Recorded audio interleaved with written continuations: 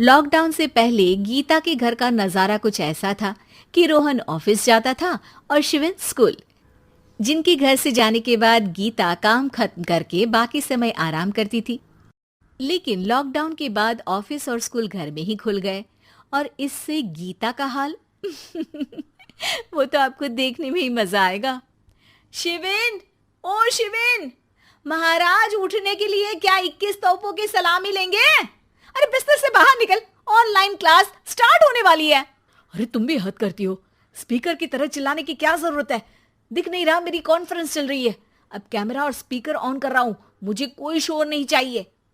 इस पर जैसे ही रोहन लैपटॉप का कैमरा और स्पीकर ऑन करता है तभी कुकर की सीटी बजती है। करा लो अब इसे चुप। लॉकडाउन नहीं हुआ, मेरी मौत का फरमान जारी हो गया। दोनों बाप बेटे ने नाक में दम किया हुआ है। ऐसा बोलकर गीता वहां से शिविन के कमरे में पहुंच जाती है, जहां शिविन अभी भी सो रहा होता है। ओ आलसी, अब अगर 5 मिनट में नहीं उठाना तो आज तेरा गेम और यूट्यूब कैंसिल। माँ की बात सुनकर शिविन बिना 1 मिनट गंवाए उठ खड़ा होता है। उठ गया, अभी नहाकर भी आता हूँ। ये नाटक कहीं और, मुंह पर गीला कपड़ा मार और पढ़ने बैठ। शिविन की ऑनलाइन क्लास स्टार्ट हो जाती है, जिस पर गीता उसे वहां बिठाकर रसोई में चली जाती है। थोड़ी देर में उसे कमरे से कुछ आवाज सुनाई देती है, जिसे सुनकर वो कमरे में वापस आती है। हाय राम, तुझे क्लास अटेंड करने के लिए बोला था, कैमरा ऑफ करके बिस्तर पर नाचने के लिए नहीं बोला था। मम्मी मुझे कुछ समझ नहीं आ रहा, आप बाद में पढ़ा देना ना, वैसे भी अटेंडेंस तो लगी गई है। हाँ हाँ बेटा, जरूर बन जा। तू अभी से हम सबका बाप बन जा।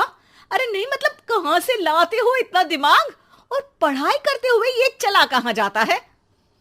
नाइस क्वेश्चन, दिमाग से पूछकर बता दूंगा। शिविन की बातों से परेशान होकर गीता उसे मारने के लिए जैसे ही आगे बढ़ती है तभी वो कमरे से बाहर भाग जाता है। अब शिविन आगे आगे और गीता हाथ में चप्पल पकड़े उसके पीछे पीछे पूरे घर में दोनों घूम रहे होते हैं। इसी बीच वो रोहन के पास पहुंच जाता है और शिविन को मारने वाली चप्पल रोहन के लैपटॉप पर जाकर गिरती है। ओए माँ! मम्मी, अब पापा को चप्पल मार रही हो? वो आज तक के रिपोर्टर, चुपचाप जाकर क्लास अटेंड कर ले, नहीं तो अगली तेरे पीछे लगेगी। इस पर शिविन वहां से चला जाता है, जिसके बाद रोहन गीता से कहता है, इस सर्कस के लिए कुछ बोलना चाहोगी? अरे क्या करूं, जब से तुम दोनों घर में रहने लगे हो, घर अपने आप ही सर्कस बन गया है और मैं तुम्हारी नौकर। कभी बेटी को संभालो तो कभी बाप के नखरे उठाओ। इन्हीं सब उथल पुथल में दिन बीतते रहते हैं, जिसमें हर रोज घर के अंदर कुछ नया सियप्पा खड़ा मिलता है, जो ज्यादातर शिविन और रोहन के ऑनलाइन स्कूल और ऑफिस से रिलेटेड ही होता है। एक सुबह, शिविन चल उठ, आज की क्लास जल्दी है। कैमरा ऑफ करके आप अटेंड कर लो। अरे ऐसे छित्तर पड़ेंगे, दादी नानी सब एक साथ याद आ जाएंगी।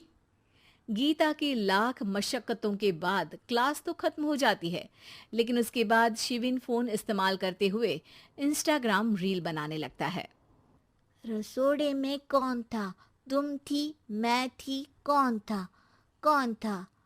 हाँ, मैं गरीब हूँ। अरे ओ गरीब के बेटे, आजा, मैं बनाती हूँ तुझे गरीब। मैं बताती हूँ रसोड़े में कौन था।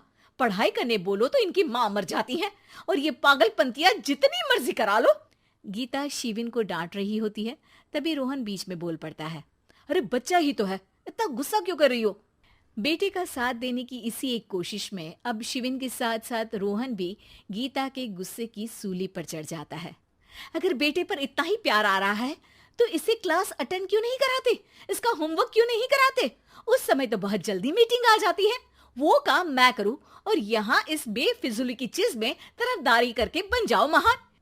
हे भगवान, कोई तो इनके ऑफिस और स्कूल खुलवाओ, मैं इन्हें और घर में नहीं सह सकती।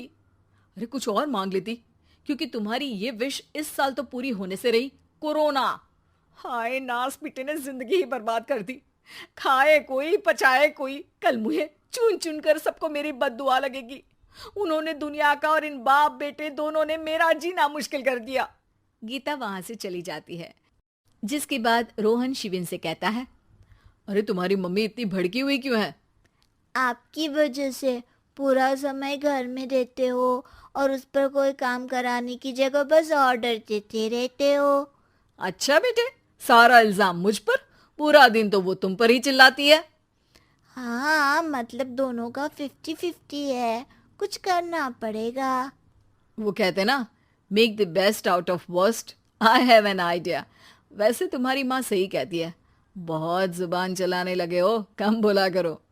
अगली सुबह रोहन और शिविन अपनी गलती को सुधारने के लिए गीता के उठने से पहले घर का आधा काम खत्म कर देते हैं, जिसे देखकर गीता खुश हो जाती है और फिर बाकी बचा काम वो तीनों मिलकर पूरा कर लेते हैं। जिसके बाद अब वो सब मिल बांट कर हर काम में एक दूसरे की मदद करते हुए लॉकडाउन का मजा लेने लगते हैं।